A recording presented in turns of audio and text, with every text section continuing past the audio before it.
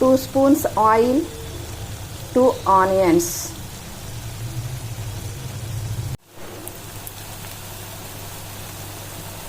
ఉల్లిపాయలు రంగు మారిన తర్వాత 2 స్పూన్ల అల్లం వెల్లుల్లి పేస్ట్ వేసుకోవాలి.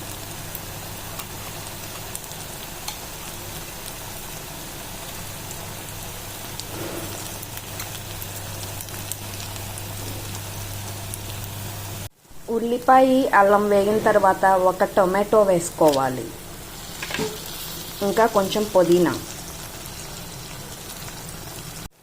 టమాటాలు మగ్గిన తర్వాత 1/2 కేజీ ఉప్పు పసుపు వేసి అరగంట ముందు నానబెట్టిన చికెన్ వేసుకోవాలి.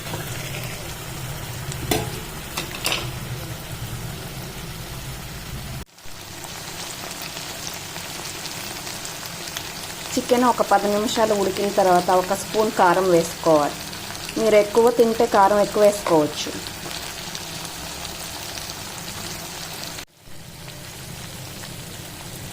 కారం వేసిన తర్వాత ఒక 2-3 నిమిషాలు ఆగి చికెన్ మసాలా లేదా గరం మసాలా ఒక 3/4 స్పూన్ వేసుకోవాలి.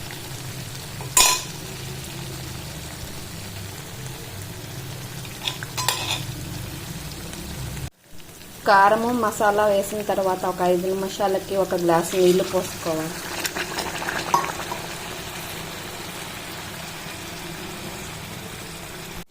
చికెన్ ఉడికి ఇలా నూనె బయటకు వచ్చిన తర్వాత చికెన్ కర్రీ అయిపోయినట్టే.